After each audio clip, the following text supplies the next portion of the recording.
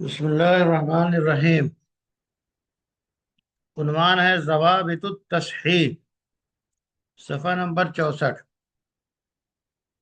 یعنی کس قول کو صحیح کیوں کر قرار دیا جائے، اس کے ضابطے کیا ہیں؟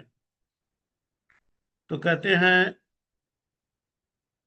علامہ ابن عابدین، قلت وحاصل هذا کلو، کہتے ہیں ان کی تفصیلات یہ ہیں انه اذا صح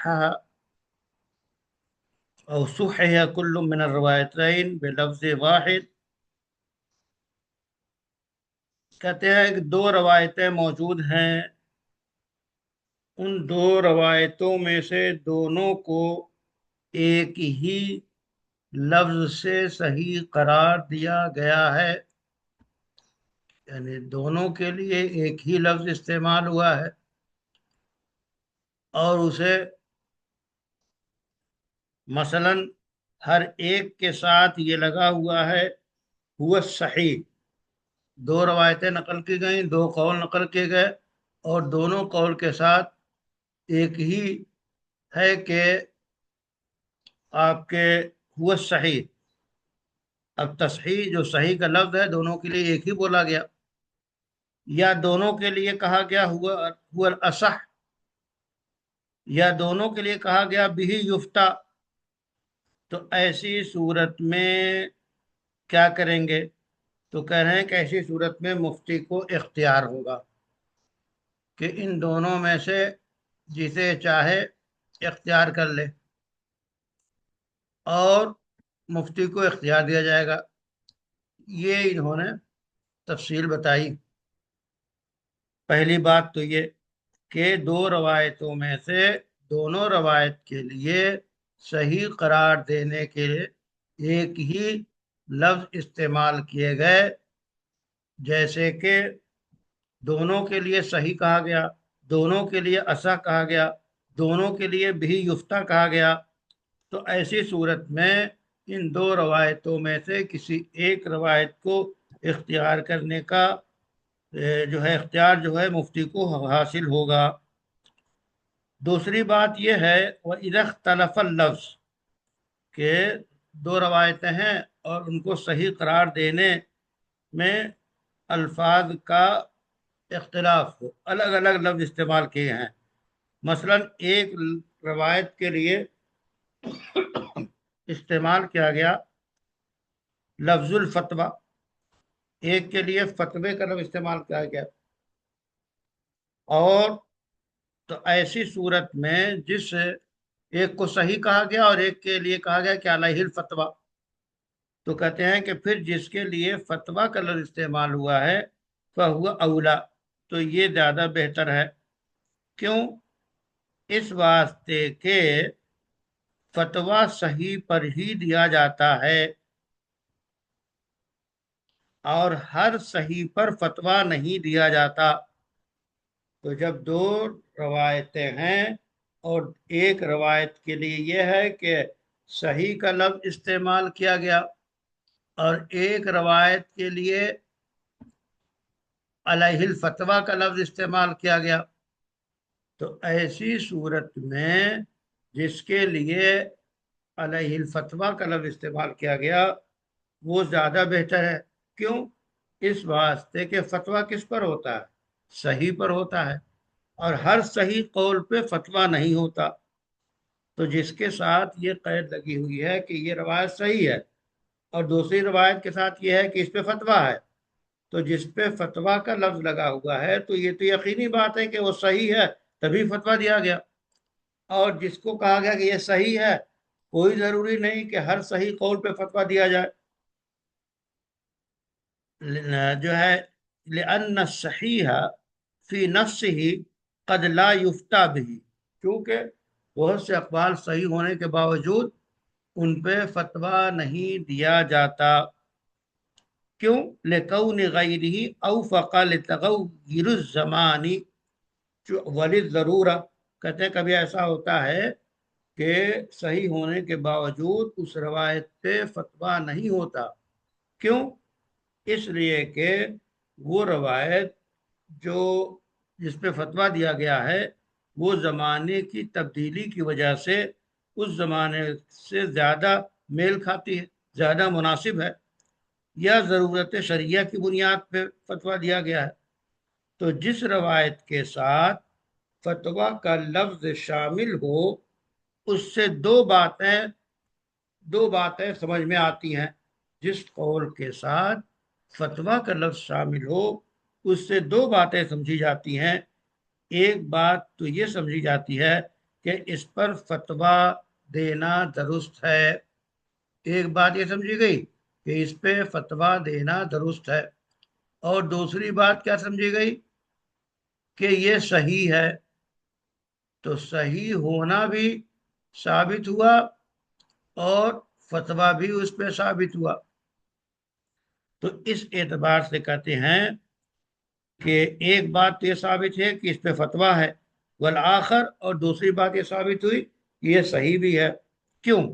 لأن الافتاء به تصحیح له، کہتے ہیں کسی قول پہ فتویٰ دینے کا مطلب یہ ہے کہ پہلے اس کو صحیح قرار دیا گیا ہے، بخلاف ما فی لفظ الصحیح او الاصح مثلا۔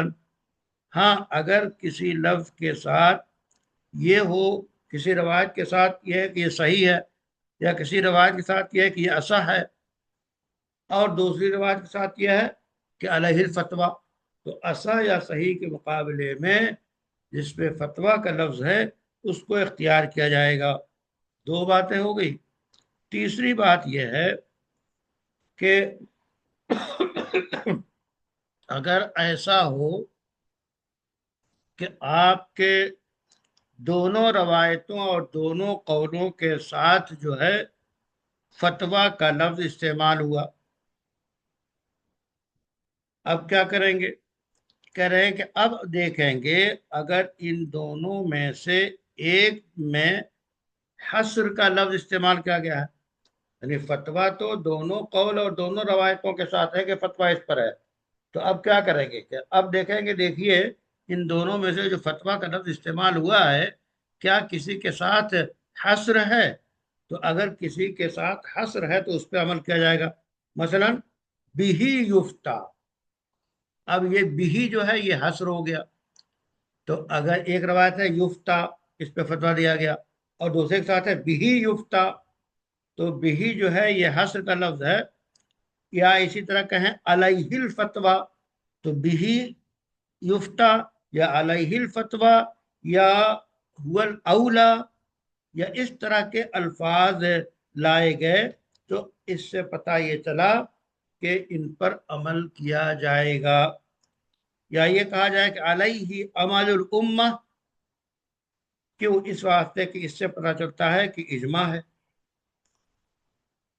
تو گویا دونوں روایتوں کے ساتھ فتوے کا لفظ استعمال ہوا، تو اب غور کریں گے کہ کیا کسی ایک کے ساتھ حصر کا لفظ استعمال ہوا ہے، جیسے کہ بِهِ یفتیٰ، علیہ الفتویٰ، یا آپ کے یہ الفاظ استعمال کیے گئے، تو ایسی صورت میں یا علیہ عمل الامہ یا هو الاولیٰ، تو یہ الفاظ جب استعمال کر لیے گئے تو اس سے عمل کے لیے یہ متعین ہو جاتا ہے۔ چوتھی بات یہ ہے کہ دو روایتیں ہیں، ایک کے ساتھ تو فتویٰ کا لفظ ہے لیکن دوسرے کے ساتھ فتویٰ کا لفظ نہیں ہے، تو اب کیا کریں گے کہ ایسی صورت میں یہ دیکھیں گے کہ جس کے ساتھ فتویٰ کا لفظ ہے اور جس کے ساتھ فتویٰ کا لفظ نہیں ہے تو پھر کیا الفاظ ہیں۔ مثلا کہتے ہیں کہ ایک کے ساتھ جو ہے اصح کا لفظ ہے، دوسرے کے ساتھ جو ہے صحیح کا لفظ ہے، تو کہہ رہے ہیں یہ بھی جو اختلاف گزرا اسی کے مطابق، یعنی ایسی صورت میں اصح پہ عمل کریں گے یا صحیح پہ عمل کریں گے۔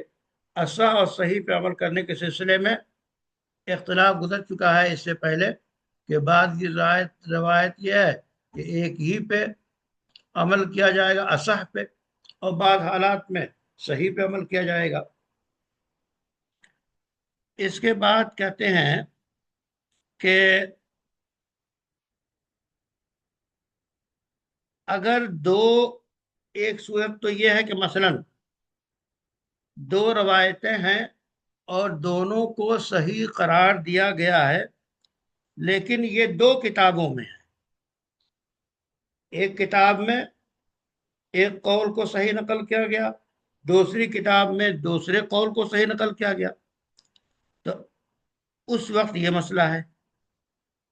لیکن اگر ایسا ہو، اگر ایک ہی کتاب میں ہو اور ایک ہی امام کی بات ہو، تو کہتے ہیں فلا يتأتى الخلاف فی تقدیم الاصح علی الصحیح، تو کہتے ہیں ایسی صورت میں وہ اختلاف جو ہم نے بیان کیا کہ اصح پہ عمل کریں گے یا صحیح پہ عمل کریں گے، اس صورت میں اس جو ہے وہ عمل نہیں کیا جائے گا، یہ صورت نہیں پیدا ہوگی اور اس اختلاف کی ضرورت نہیں پیش آئے گی۔ کیوں؟ کہتے ہیں کہ اس واسطے جب ایک ہی کتاب میں ایک ہی امام کے قول کو نقل کیا جا رہا ہے تو در حقیقت یہ بتانا مقصود ہے کہ صحیح کے مقابلے میں فاسد ہے، اور ظاہر ہے کہ صراحت کے بعد جب کہہ دیا جائے کہ صحیح کے مقابلے میں فاسد ہے، اور اسی طرح اصح جو ہے یہ صحیح کے مقابلے میں ہے، لیکن کہتے ہیں اگر اس مسئلے میں تیسرا قول بھی ہو تو کہتے ہیں کہ وہ تیسرا قول گویا فاسد ہوگا، اور کہتے ہیں کہ اگر یہ جو تصحیح نقل کی گئی ہے یہ دو امام سے نقل کی گئی ہے، ایک امام نے صحیح کہا اور دوسرے امام نے صحیح کہا، پھر کیا کریں گے؟ کہہ رہے ہیں کہ ایسی صورت میں دوسری جو تصحیح ہے، ایک ہی امام سے دو قول کو صحیح قرار دیا گیا، تو پہلے جس قول کو صحیح قرار دیا گیا اس کے مقابلے میں دوسرے قول کو جو صحیح قرار دیا گیا اس کو لیں گے۔ کیوں؟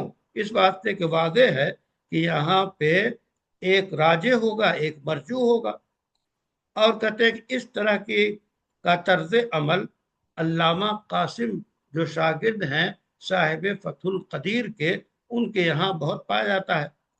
پانچویں بات یہ ہے کہ اگر دونوں کے ساتھ اصح یا صحیح کا لفظ لگا ہو تو کہتے ہیں کہ اس میں کوئی شبہ نہیں کہ اب اختیار ہوگا کہ اگر صحیح قرار دینے والے دونوں اماموں کا ایک ہی مرتبہ ہے تو اختیار ہے جس پہ چاہے عمل کرے۔ چھٹی بات یہ ہے کہ اگر ان دونوں روایتوں میں سے یا ان دونوں عالموں میں سے ایک دوست بڑا عالم ہو تو جو بڑا عالم ہے اس نے جس کو صحیح قرار دیا ہے اس قول کو اختیار کریں گے، جیسا کہ ایک قول الخانیہ میں ہے اور ایک قول البزازیہ میں ہے، تو ایسی صورت میں قاضی خاں کی روایت کو اقوی مانا جائے گا، اور علامہ قاسم کہتے ہیں کہ قاضی خاں اس لائق ہیں کہ دوسروں کے مقابلے میں جسے یہ صحیح قرار دیں ان کی بات کو تسلیم کیا جائے۔ ساتویں بات یہ ہے کہ اگر دو روایتوں میں سے ایک کو اصح کے لفظ سے کہا گیا اور دوسرے کو احوط کے لفظ سے یا اولا کے لفظ سے یا ارفق کے لفظ سے کہا گیا، یا یہ کہ دوسرے کو تصحیح نہیں کی گئی، خاموشی اختیار کی گئی، تو ایسی صورت میں دوسری روایت کا صحیح ہونا طے ہو جاتا ہے۔ کیوں؟ اس واسطے کہ جس کو صراحتاً یہ بیان کیا گیا کہ وہ اصح ہے تو زیادہ صحیح ہونے کی وجہ سے اس کو اصح کہا گیا، اس واسطے اسے اختیار کریں گے۔ اسی طرح اگر دو روایتوں میں سے ایک کے ساتھ اصح کا لفظ لگا ہوا ہے اور دوسرے کے ساتھ صحیح کا لفظ لگا ہوا ہے تو جس کے ساتھ اصح کا لفظ لگا ہوا ہے اسے اختیار کریں گے۔ تو یہ گویا ضابطے تصحیح کے کل 7 یہاں بیان کیے ہیں جن کو اختصار کے ساتھ نقل کیا گیا۔ اب آپ کے محاضرے کا وقت قریب ہے، 2 منٹ رہ گیا، اب آپ اس میں شریک ہو۔